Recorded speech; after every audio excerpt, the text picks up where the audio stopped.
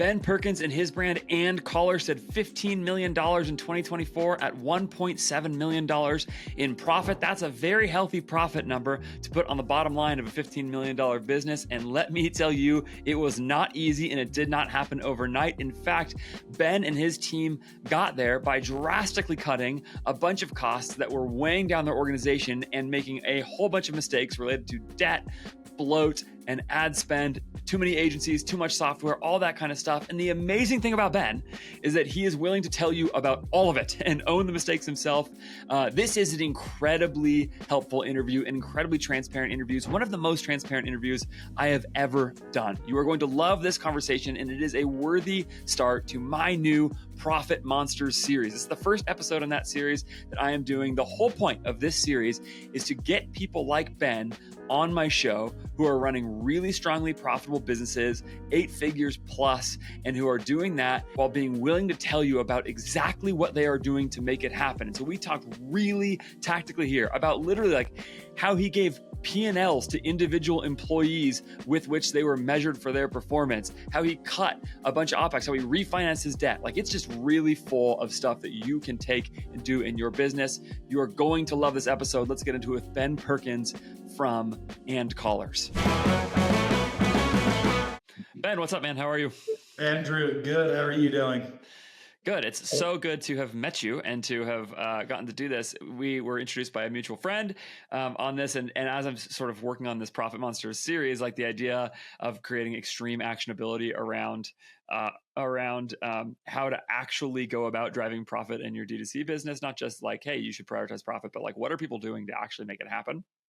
Your name came up really fast. And then I started looking at your content, and like the transparency is on a whole different level, which I really appreciate so much. You've got the last post of yours on LinkedIn that I've seen sort of updating this shows net revenue up 3%, gross profit up 5%, OpEx minus 22%, ad spend minus 14%. I mean, just go all the way through the P&L basically to work through what you guys have done. It's really cool. So the headline number to me is like the 1.7 million in profit against 15 million in top line is really awesome for And Collars.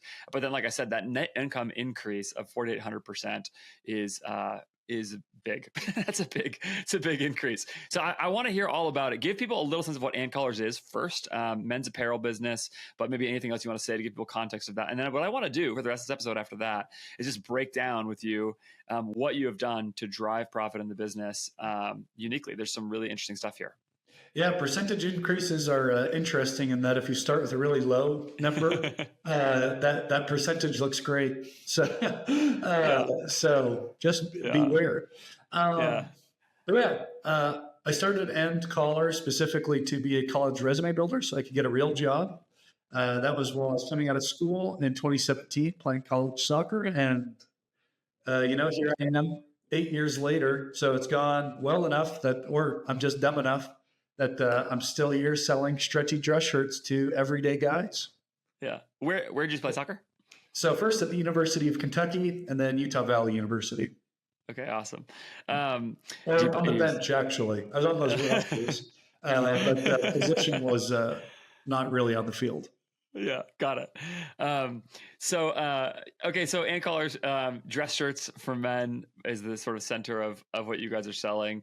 But the interesting thing that I want to talk about right away here is something that is listed as you have cited your numbers, which is interest expense. So you guys did 15 million last year. Let's just start like, how much did you do the year before that? It looks like very similar revenue numbers year over year. Like it looks like you maintained about the same amount of revenue, but you drove a whole bunch more profit year over year. So is that right? You guys did something to sort of slow growth down and get profitable? Yeah. So just really quickly, started out, 20,000 year one, 2017, 67,000 year two, 300,000 year three, 2.1 million year 4, 6.7 million year 5. And then to your point, that's where it started. Then we got to 10 year 6, then kind of slowed down. I mean, for a number of reasons, a lot of mistakes more so than anything. And the last really 12, 16 months have been kind of digging ourselves out of that trench. which is great. It doesn't look as great from a top line perspective, but in terms of actually making money and running a sound business, it looks really good. And so, yeah, it hasn't been consistent growth. I mean, I just told you what it was. Yeah. But now starting to pick back up again. Q1. So yeah. Start with the trouble. What kind of trouble did you get into that you had to dig yourself out of? You said. Yeah, I mean, you started off with debt, or you talked about interest expense. I forget how you worded it. So it's debt. Yeah, I think I worded it the way you did. Interest expense, and then I'm assuming that's debt. Yeah. So I mean, that's where we started off, where we didn't raise money, outside of a couple small angel checks, more so to get smart people in on the business. Nothing really to finance the business. And so that was, macro environment was 2020 when there was zero interest. It was a crazy world, and you could get debt from any, MCA, merchant cash advance, provider who underwrites based on revenue. And when you're growing as well as we were, I mean, you could get debt within 24 hours and like a decent amount. And we didn't have a smart enough person running finance or ops at the time. I mean, it was me. And so it stacked that, repayment on that is supposed to be founder or, business friendly, but it's not particularly friendly when you're growing back. And so interest, annualized interest rates were 30, 40% when you're growing from 300,000 to 2 million to 7 million. Yeah. And the way the percentages on those work too, right, is that actually the better you're doing, the faster you have to pay them back, which effectively makes the interest rate higher, right? Yeah. Where those annualized rates really go up, where, hey, if growth starts to slow down, then it's great because it's not a fixed repayment schedule. But when you're growing so fast, I mean, we'd repay, let's call it a 500,000 Shopify loan or Wayflyer loan. You pay it back within 3 months, which just strangles the rest of the business. Yeah. And again, it's a double-edged sword, and we wouldn't be where we are today without having had that debt to get us there. But it brings a lot of baggage, especially if you do it and take it on incorrectly, which I'd say we did. And so we just had pretty aggressive, in a bad way, rates that we were just carrying with us into each new year. And so that's what, that interest expense decrease looks like, where first we were with the MCAs, everyone under the sun, Wayflyer, Shopify, Clearco, PayPal even has a MCA. We've done them all, so I could talk for a while. Then we transitioned to a kind of neo fintech that did consumer lending called Ampla, where the rates came down to a fixed rate at anywhere from 17 to 19%. And it was like a pseudo traditional line of credit. And so, that was a graduation from the MCAs, and then they went out of business and we had to repay that almost immediately. It was an unfortunate thing that went on. And then finally we graduated to a commercial lender, KeyBank.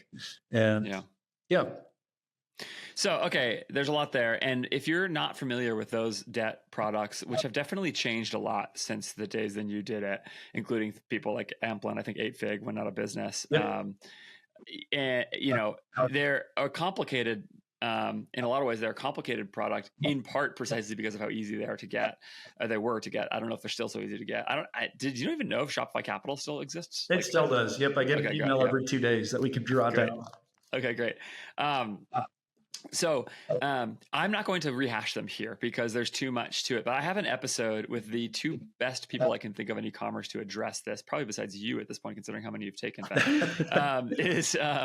is Drew Fallon and from Iris Financial, and Bill D'Alessandro from Natural Dog Co. Bill's actually a client of mine now at this point, talking about them sort of as a debate format, and exactly what you just said is exactly the kind of frame of the debate, which is that, Bill is like, these are preposterously expensive loans, like to the level that you just said.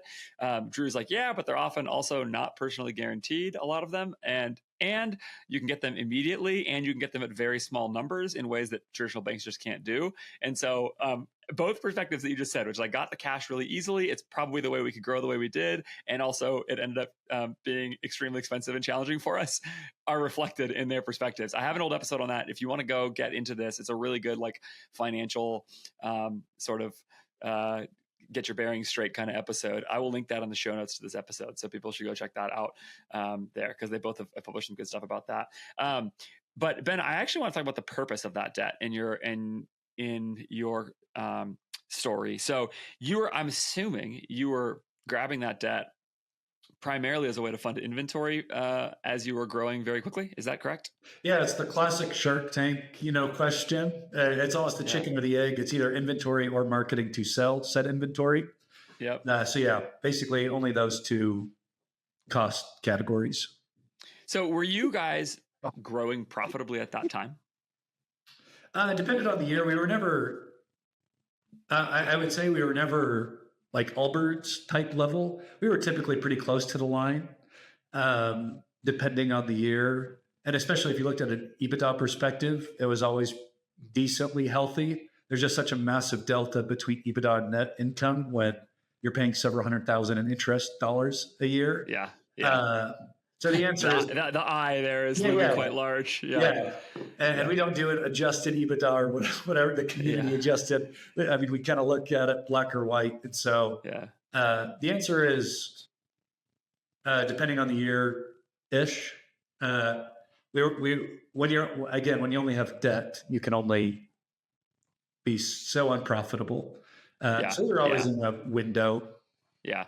And I mean, if you're growing somewhere close to break even, it sounds like, sort of all things rolled together, and also you're paying interest on that, then you have to take more loans because you just can't fund the growth. Otherwise, basically it becomes a vicious cycle, which is the other thing everybody says about those MCA loans, is that it creates a sort of challenge of ever getting out of it. But you guys since then have now right-sized that. And what I see is two things in your statement about this. Well, three. And really this is all about like reducing costs in the last year. So you grew a little bit, it looks like, right? 3% plus.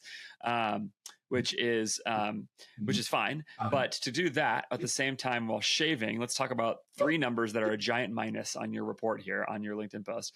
Minus 22% OPEX, minus 14% ad spend, minus 14% interest expense. So that is a lot of minuses next to a plus of 3% net revenue. Actually, it's really, really impressive. I actually just recently had McCoy Merkley on the podcast from Portland Leather Goods, and he said something similar about their last year, which is that they're a 9-figure business, really big brand.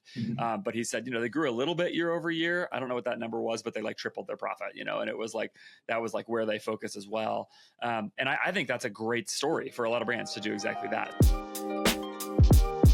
If you're serious about driving profit in your business, then there's one core tool for conversion rate optimization you should be using over every other one. And it's not a fancy agency. It's not crazy fancy tests. It is INTELLIGEMS. INTELLIGEMS is a profit maximization tool for operators like Ben in this episode who are thinking carefully about how do you actually build everything you're doing around profitability.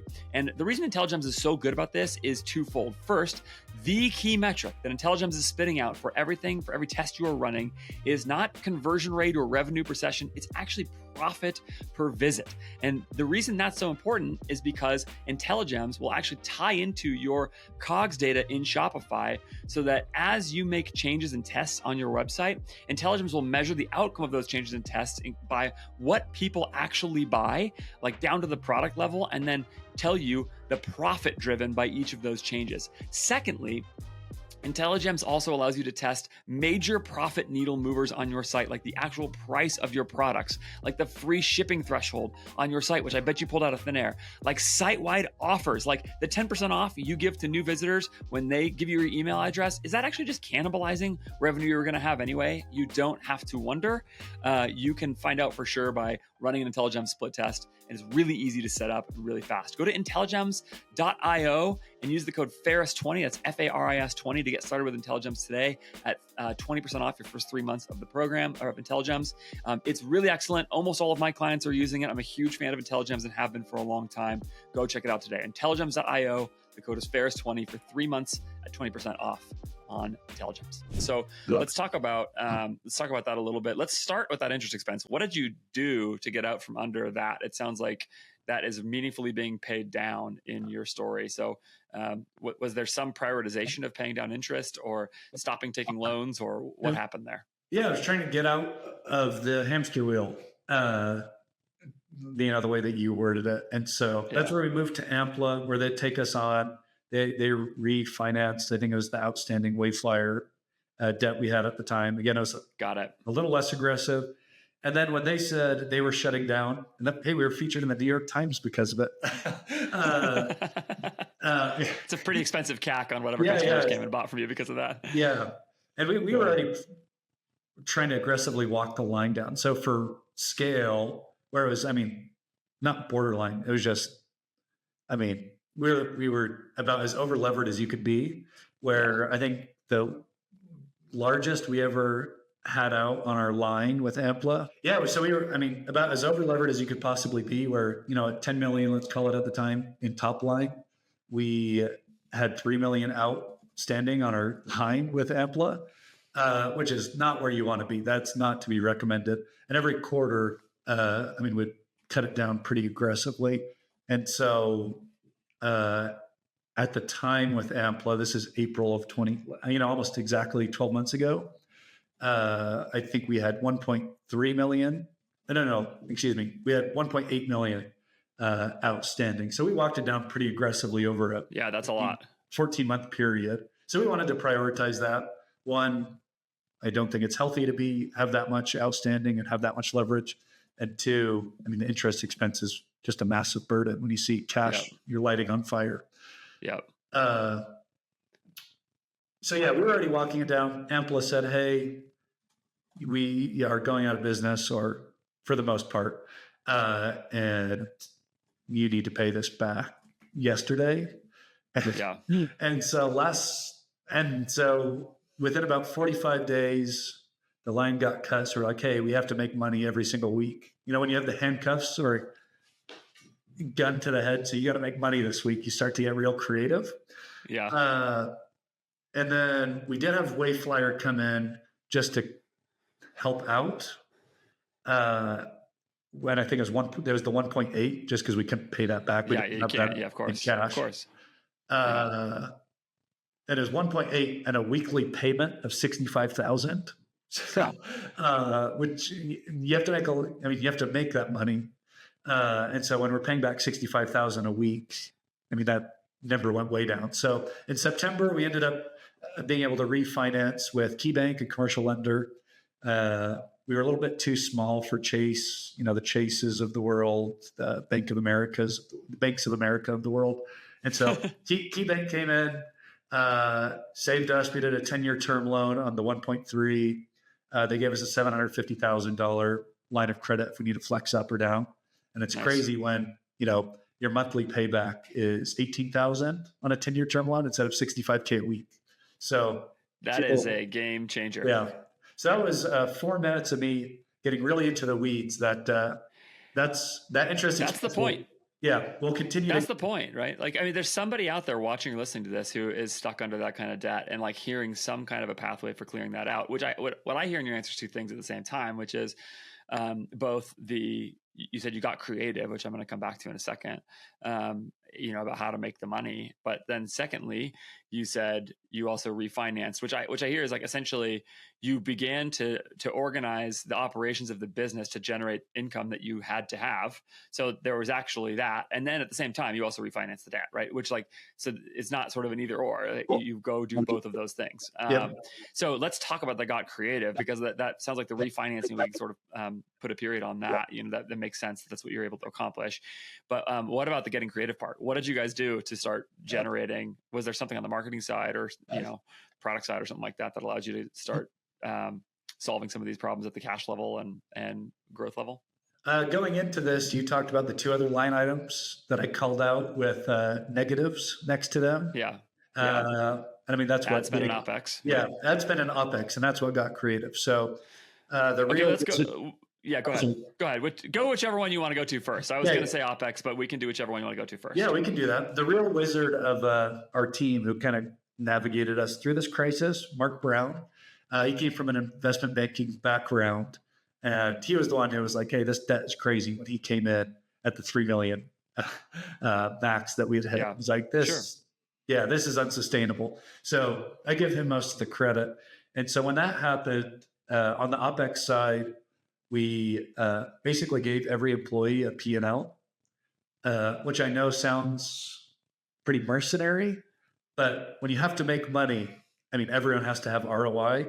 And we felt like, and it was a weekly report, and it's saying, hey, Andrew, you're assigned this P&L, you're our influencer manager, and we're going to assign, gross profit applies to you as well. Maybe attribution gets a little bit wonky, but we'll agree together on where we think what revenue should look like. You attach our normal gross margin to that, which is, let's call it 57%. And yeah, you're held to that. And weekly, you've got to make money. Same with our wholesale, 20%, 15% of our business is wholesale. It's like, okay, outside of existing accounts, just nurturing those, it's like we got to onboard new accounts or expand existing accounts. So you've got your P&L attached to you. So that's one thing that we did. It's like, hey, everyone has to make money, where we'd let ourselves get pretty fat. Okay. So let's dig into that a little bit. Yeah. Okay. So first of all, you said pretty fat. What was your OpEx as a percentage of your revenue at that time? I know looking at everyone's S1s that everyone looks at OpEx a different way. So we throw everything above gross margin in terms of actual delivered costs. So yeah, okay, that's the way that certainly I would frame it as well. Again, I've got some episodes on this. I will try to link one of my favorite ones of those in the show notes. I actually can't remember the title of it right now, but check the description. I've got an episode where I just walk through how I think about breaking down a P&L. 4 sections, just really quick reminder for other people, right?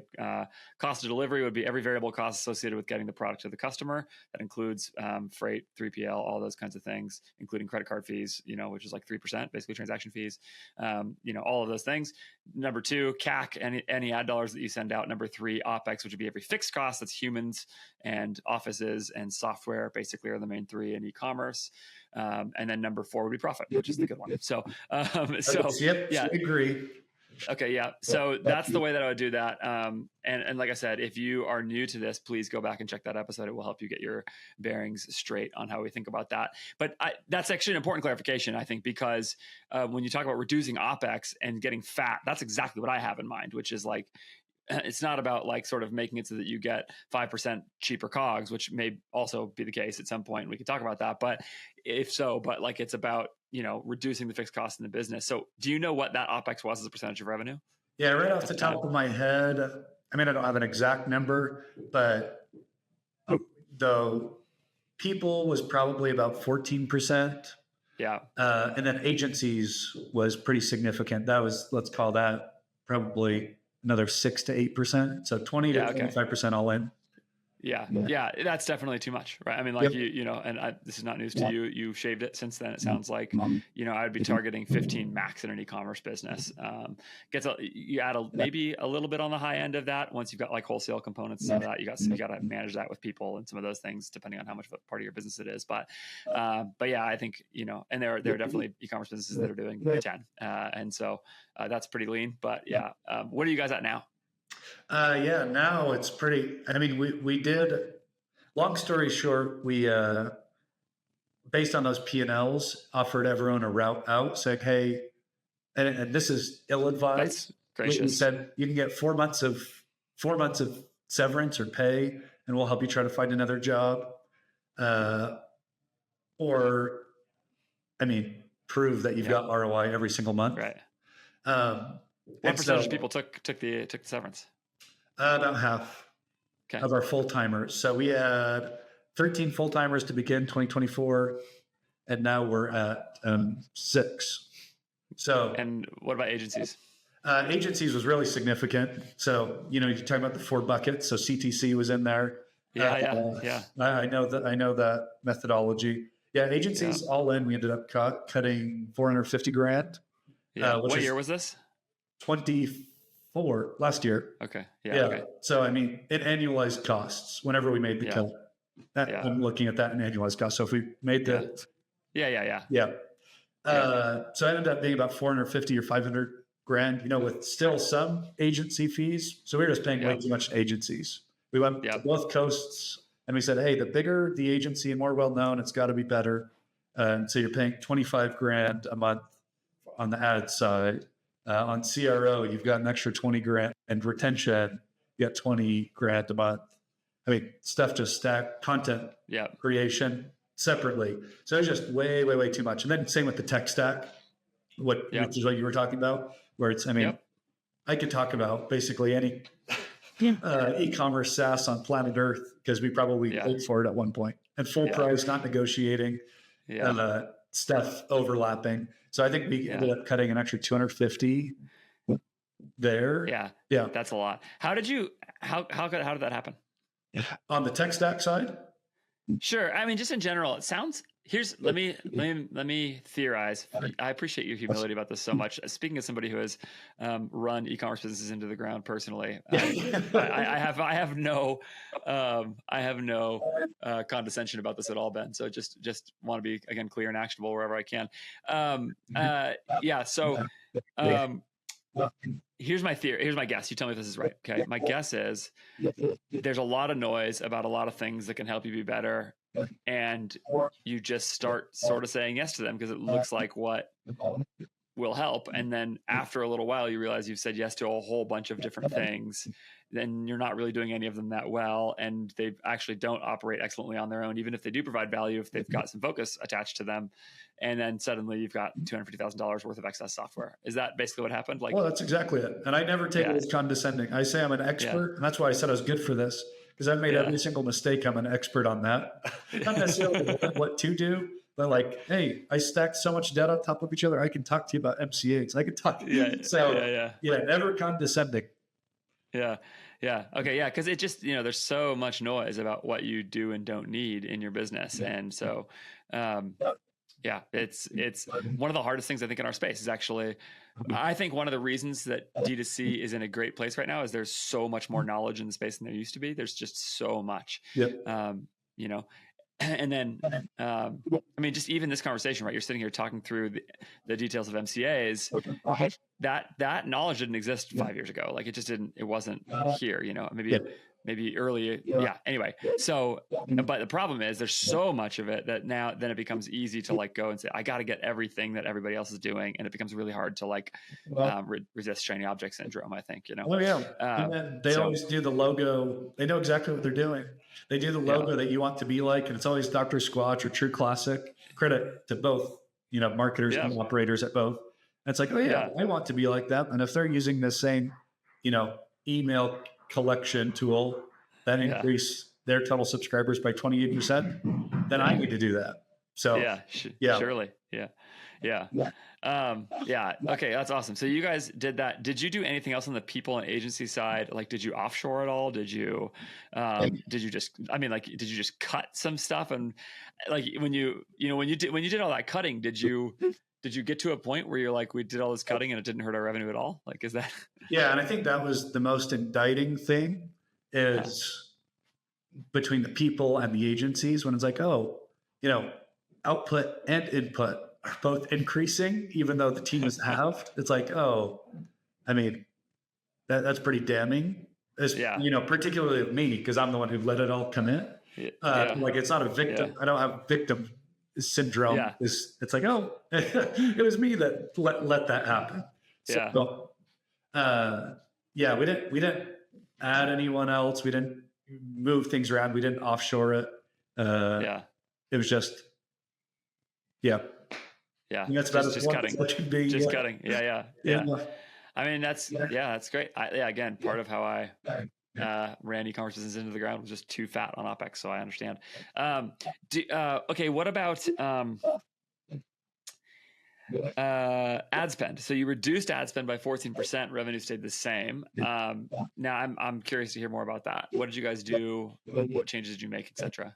Yeah, I mean, that almost more so than anything was enforced by the summer when we were paying down $65K a week. It's like, hey, discretionary spend,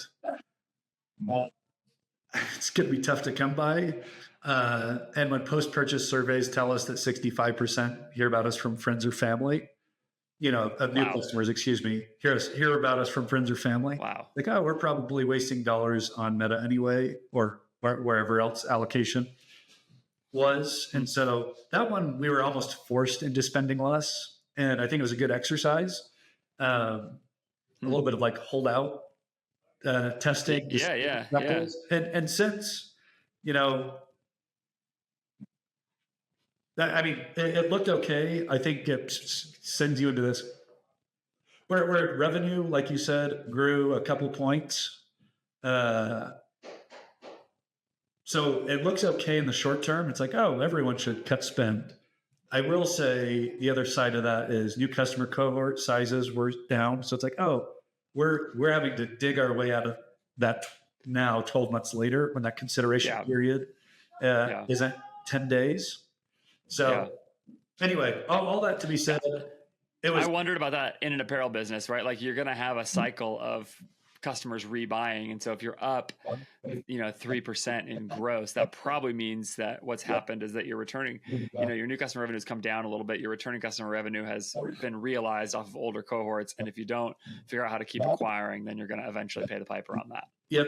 And that's why we onboarded that new CMO, where I told you a couple months ago, where he came from a company who LTV equals AOV or other way around. Yeah. So they have to make money on first purchase. Yeah, they have to make money on first purchase or else they're dead. Where we just, within Statless on CTC side, we're in the 98th percentile on 30, 60, 90-day LTV lift. And we just, again, in the short term, it was fine and we needed to make that cut. But since then, it's like, oh, there very much is correlation between how much we spent and new customer revenue. So we're not trying to always, where OpEx, it's like, oh, I don't want to hire again or hire much slower. It's like, oh, ad spend, I want that number to be up 80%. Definitely. Yeah.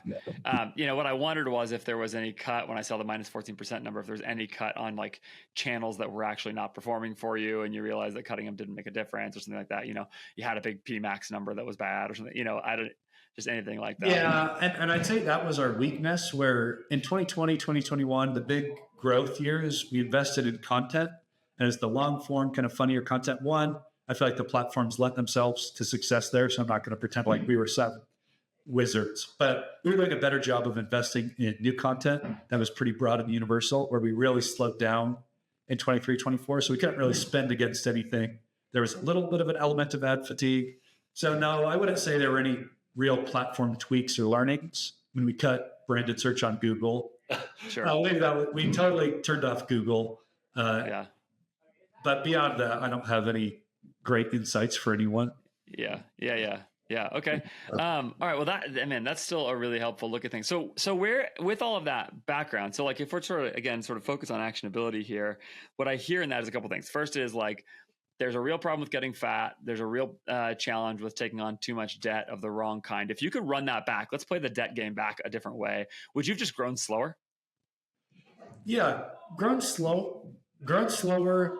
Now that I know, just ask you, get your manufacturers aligned, however that is. It's like, hey, whatever our inventory turns are, let's either buy less so we can have quicker inventory turns or meet our terms. We'll pay an extra $1.50, an extra, whatever, 10, 15%. That's realistically what I'd do. Or honestly, have them finance us overseas. Yeah. It's like, oh, they would have, if they can find an extra 10, 15%, like, oh, they would have beat those rates. So looking back at it, I honestly think I would have got to them first with some sort of creative financing, on the cost of goods side. Yeah. This is something that Meitat Bogle talks about a lot, which is that like essentially, especially if you're are you manufacturing in China? Yeah, China and a couple other places, but yeah. Okay, yeah. That at least in China, that almost everybody there has access to cheaper debt than you do, basically. And that, what I think a lot of people forget is that manufacturing businesses are volume businesses, and that like the way they win is by getting bigger. That's where all their profit is with growth and size, right? And so, that's true in some ways of a lot of businesses, but it's really true in manufacturing that essentially like they scale really, really well. And so the bigger you can get, the more valuable. So if you can actually present them with something that says like, hey, this is the thing that's going to hold us back, especially if you're willing to get on a flight and go to China and do it, then you can potentially get to a spot where you can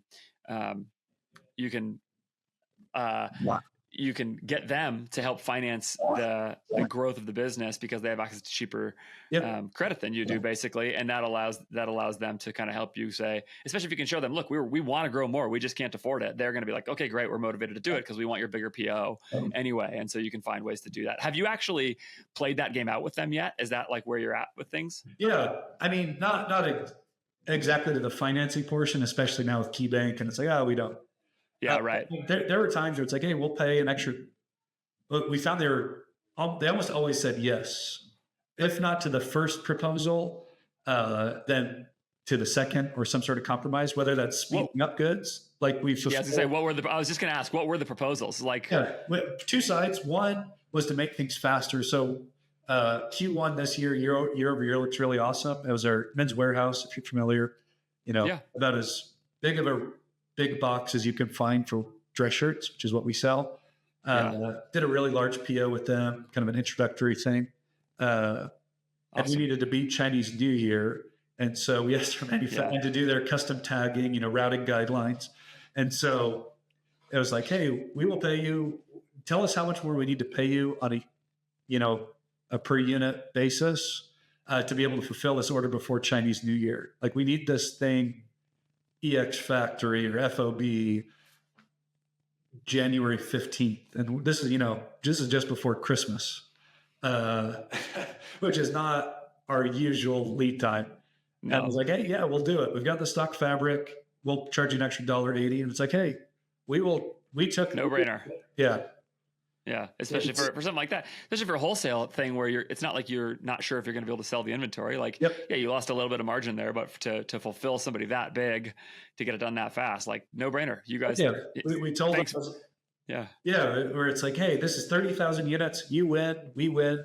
Right. And if you deliver a really great experience, we anticipate this scaling to hundreds of thousands of units a year. So I just found, anyway, that was on the faster side. And then, while we were still in the cash crunch side, it's like, hey, push our terms out, charge us an extra 3.5% on the PO to give us an extra 30 days or an additional 30 days kind of factor. And it's like, hey, we all win when we grow together.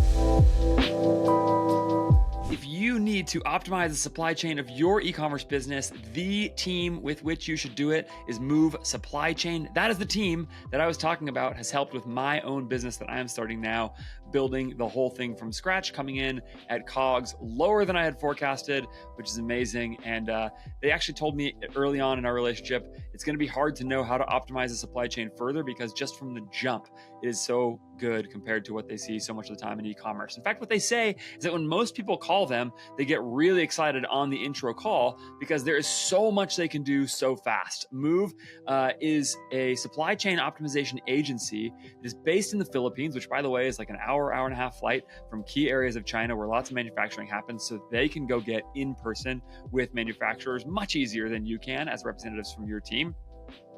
And Move can do that while at the same time being really affordable for you because, again, being based in the Philippines means that they're able to do that while attracting great talent into their organization at costs that are much lower than it would cost you to do the same thing in the US. They're just really awesome. I can't say enough good things about them. They have worked with me, like I said, on my own brand. I've sent them to lots of others, gotten texts back saying we're saving 30% on our COGS, but at the same time, $1 off all of our 3PL fees and on every order, etc. Just like all kinds of great stories. If you don't know where to start with supply chain optimization in your business, there's a simple call you can make to see if they can help you, and that is with Move Supply Chain. Go to movesupplychain.com, sister company of More Staffing and Behind the Scenes Studio, who you've heard me talk about on this show as like really high quality, deeply qualified and experienced people in e-commerce who can help your business and who will do a great job. MoveSupplyChain.com to start optimizing your supply chain today. Have you done anything differently with anything else with your relationship with them? You mentioned, pushing out POs, some little bit of inventory financing there, speeding up some POs. Anything else on that side of sort of negotiating with them to make the business run more efficiently? Not really in terms of financing. Nothing really groundbreaking. I just found it seems very intimidating, but when the way you worded it was really good. Where it's, hey, they want the larger POs and they want you to do more POs. I mean, if those are the two levers, bigger POs and more frequent POs, It's like, oh, they'll do whatever they can to help you get there. So Yeah. I feel, and to your point, now you're hearing more about it, but I feel like that's the biggest unlock that no one goes to. And again, even if we're going from 2 to 6 million or 7 million in 12 months, like the manufacturer is seeing that. So why wouldn't they bet on you? So anyway, instead of going to someone else for really expensive debt, go there. And the Lalo founder, if you've heard of Lalo, the baby, Yeah. he did a really good comment where he said Chinese manufacturers are more sophisticated than we think as consumers. It's like, hey, if you go in, it's going to be a completely different experience than what you probably have in your mind as an American consumer. So you're not dealing with people who don't know what they're doing. They're sharp and they're willing to do business. So that going back, my business would be so much better if we would have just approached them first. It's amazing that we've never talked before, because there are a lot of things that I'm laughing at how much like are dovetailing with things that I've sort of said or thought about for a while. And you just mentioned one of them, which is like, there wasn't a lot of talk about this for a while, and now there's starting to be a little bit more. Yeah. I have a pet theory, which is that supply chain optimization is the most under-optimized part of D2C brands, and is the next frontier of great content in D2C. We did, number one was meta ads. That has sort of always going and will always kind of be top of mind because it's such a big line item for people, and there's just a lot of content there. But there's been a lot of good meta ads content for a while at this point. Number two was finance, led by people like Taylor, who you mentioned before, Drew Fallon, who I mentioned, Mateab, I just mentioned. Increasingly, they just released the Finance Operators podcast. That's the culmination, I think, of a lot of people getting more sophisticated over time. People working through MCA type stuff. Bill's been vocal about this stuff for a while, Bill D'Alessandro. But now there's much more financial knowledge than there was before, like just cohort forecasting and cash flow modeling, and everybody needs a 13-week cash model and like all that stuff, stuff that frankly, like even when I was running 4x400 was not nearly as sort of central in the discourse that it is now. But I still think there's just really not enough out there on supply chain management and all of the opportunities there. And I just really think a lot of brands are going to get a lot smarter in the next couple of years about how to do that at kind of every level. Like I've said this in a couple of places, but I'm starting a brand right now and working with the supply chain team on building that out. Right. They reached out to 60 manufacturers in like the first, or they sourced 60 manufacturers, reached out to 45 of them in the first week of working together. Wow. And just like so many of the D2C brands I've been around have never talked to more than 5 in their lives, and I just think that's going to be more and more common, that brands are going to do that. And then they're going to know how to negotiate over time using the content, like you just said. Like, go bring these asks, show them what's happening in your business, recognize they're sophisticated. It's another mistake people make with anybody offshored. They just assume, sometimes because of language barriers and things like that, they just assume that they are like, I still make this mistake all the time. I just don't expect enough out of my overseas partners, and I work with them all over my business. Anyway, I think you hit on a couple things there that are really crucial for brands to operate with excellence, right? And to build profitability, because now I bet, right? And this maybe looks us forward a little. Now, what I bet is, as you look forward, you've got, a relationship with Men's Warehouse that is an opportunity for you to like push some very profitable volume in your business. And now you've actually got, the line of credit set up with the bank, as well as like the right conversational starting points with your manufacturers. And now if you can just sort of get the ad spend back in, you've got a lean team. If you can get the sort of ad spend redialed, you're in a spot now where I'm assuming the future looks pretty bright to you at Ancolors. Like, with debts being paid down, like that's a pretty good combo you're talking about. Oh, this is the easiest we've slept at night. And you nailed it right on the head, where end of year is like, oh, we did so much optimizing, talking about the supply chain, where I think on the year, gross profit was up 5%, a little bit more, outpaced revenue. This year, they should outpace revenue by even more than that for a few reasons. We switched 3PLs, did you talk about the supply chain optimization. Our COO, Mark, who I was talking about from the investment banking background, is like, hey, instead of pallet loading, let's floor load containers and do 40-foot containers instead of LCO, or let's never air freight again and just plan better. It's like, hey, that finds us hundreds of thousands of dollars. Hundreds of thousands. So much money on doing that. And it's like, so totally agreed with you there. And, same with people. And I think everyone now with those weekly P&Ls, it's like, oh, each person has ROI. We've got we're not worried about banking. In fact, they want to grow that relationship with us. Wholesale was growing. So yeah, to your point, Mark and I had a meeting in November where last year was the heaviest lifting we've ever done.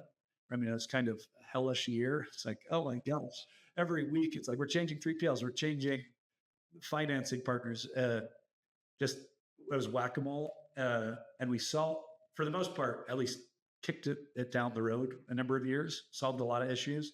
Like, okay, you can't optimize your business to 50 million, where now, and that's why we hired that CMO, where it's, hey, all roads lead back to marketing, was the meeting Mark and I had. That's what I was referencing, where we're like, okay, now it's back to getting messaging right, and creating new captivating content and getting the hook messaging and following, all the best practices that you see out there from the marketing gurus like Cody Plofker. It's like, oh, we know we should be doing that. Do landing pages based on customer persona or whatever. And so now getting back to basics there. But yeah, it feels good to know that there aren't crazy skeletons anymore. And it's now the fun part again. And your downside risk is pretty low. First of all, congratulations on that. I mean, that's an incredible story. Every time anyone comes to me with telling me about where their business is at, even if they're $3 million or, $1 million or whatever, like it doesn't have to be as sort of 8 figures like you guys have gotten to and all that stuff. I've never lose sight of the blood, sweat, and tears, but you described a lot of blood, sweat, and tears on this episode. So it's really awesome, man. Yeah. Right. Yeah. Maybe a lot of blood and sweat. But so that's incredible. It's really, really cool. And I appreciate so much your transparency and sharing it all, because I think it's going to really help people a lot. But yeah. And I mean, your downside at this point now too is like, I don't know, run a really profitable $17 million business. Like that's not so bad, like where it's like, hey, look, in debt, you don't have this. Obviously we still have debt. Again, I think it's the right amount of leverage where you don't have something lurking over you, or it's like, oh, right. You have the bank go under and you're dead. I mean, the existential crises feel, I'm sure. Yeah, for the most part, mitigated or traversed. And so, we've said the downside, and now that you make money, it's like, oh, it's kind of nice to have a business that makes money. Who would have thought? And so, it definitely feels better than it has before. I mean, it feels like it's been the end of, or in the middle of the 8th round of boxing, and we've just taken a lot of beating. But I mean, learned a lot. So to your point, and I mean, not trying to go off on a big tangent, but I'm a believer in the cockroach business. I'll trademark that one day, where I know you talk about the camels or unicorns, but less so than the camel of going slow. I think the cockroach is resilient. It's like, oh, COVID happened, no one's buying dress shirts, or, oh, you were so dumb and you stacked 3 MCAs on top of each other, or, oh, you sold pink shirts that as white shirts or whatever. I mean, all those stories, but it's like, oh, if you just survive, it almost feels like you slowly climb towards safety. Yeah. That's awesome. Okay. I have 2 more things I want to mention, or I want to bring up to you. Which is, so the first is I almost didn't get to this. The first is the employee P&Ls, which is sort of, I think, in some ways, the single most genius thing you've said on here, in terms of like, even if it was just like you just had to do it. Like, how was that received? Did employees resent it? There was some resentment, but I think it was also a really good sifter in terms of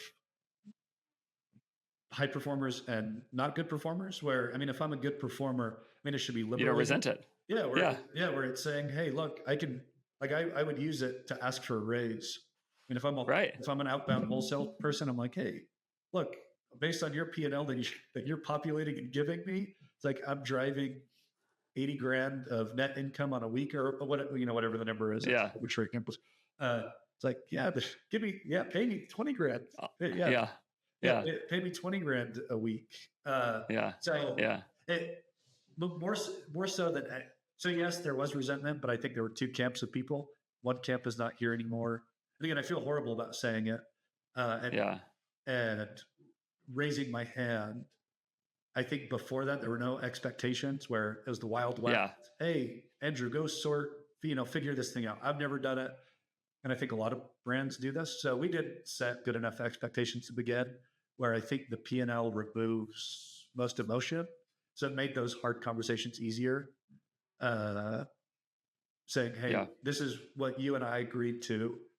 And some roles are harder. There's like a finance role. It's like, I don't know if I can really say ROI, but then we found creative ways. So yes, there was resentment, but it was the best thing we did. Yeah. I mean, one of the things that holds me back from pushing on trying to grow a bigger business is precisely that like, I'm not sure I'm ready to manage people like that. I'm not sure I'm ready to step into that in those ways. Because I think you have to be ready to do that to have some kind of clear accountability structure against clear KPIs, in that case, a P&L, to do it. And the fact that you lost all those people and didn't lose any money is sort of the ultimate picture of like exactly what you said, which is like, it probably created some resentment. It also probably weeded out some people who we didn't really need that much, and probably great quality human beings who probably even worked with integrity. It might not even been about them not working hard or anything. But it's just, it's a challenging thing. Yeah. I had a second thing and I can't remember what it was. So that's just going to have to go away into the ether. Ben, this has been a fantastic conversation. I really appreciate it a lot. I'm very interested to see if we should just sort of pre-schedule, if I can get time on your calendar on April 2nd, 2026. We'll do a year update from now. Yeah. And I would love to hear what's going on next, because it's incredibly impressive what you've accomplished. I think the turnaround kind of thing is amazing. And I think the easy thing to underrate is how much even making those decisions reflects the level of accountability that you were willing to take in the business, which I think is ultimately the thing that happens, which is like, you can't do that unless you're willing to be the one who says like, oh, I made a lot of mistakes. I'm ready to go do things differently and own it and all that kind of stuff. And it's just impressive at a human level, at a business level, all those things. So thanks again for sharing it. Thanks for being so public about all of it. And appreciate it, man. No, that's really nice of you. And thanks for your time, and thanks for helping educate people so they don't waste 36 months of their lives like I did. I think waste is probably not the right word, right? Okay. Make mistakes that are easily avoidable. I mean, let me say that one. Build a positive way of framing that would be build up the intellectual capital on your human balance sheet. And I mean, that's been my experience with the mistakes that I've made in it, which is like, I don't know that I would have gotten there another way. So you are going to have those. You got a lot of career in front of you, so you're going to have those lessons for a while. So all right, man.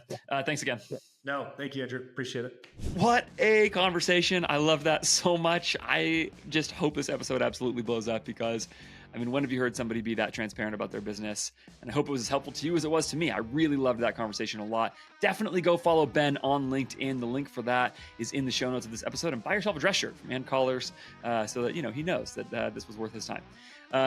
Also, you should subscribe right now to this series, because this is the first in my Profit Monsters series, and I've got a couple other ones lined up that are going to be incredibly good, including Nate Lagos coming on the pod. I've got Isaac Mertens from Flux Footwear. That's a much bigger business. We're talking mid-8 figures in that business, and really profitable. There's just going to be a lot to learn from this series. So subscribe wherever you're watching or listening to this podcast. You're not going to want to miss any of these episodes. The goal is to get as transparent as that. Maybe not as transparent as that. That's a pretty high level of transparency, but as actionable as that. Get really into the details of what it is that's driving profit in these businesses, so you can do the same in yours. Make sure to subscribe and not to miss those. And of course, you should follow up with everything I'm doing at ajfgrowth.com. Drop your email address in the footer on that website, or on the pop-up. Either one will get you not only for free my essential e-commerce resources from me, but it will get you subscribed to my newsletter, which you're going to love. So go check that out. And of course, you can email me, podcast@ajfgrowth.com. Thanks so much for watching, for listening. I'll see you next time.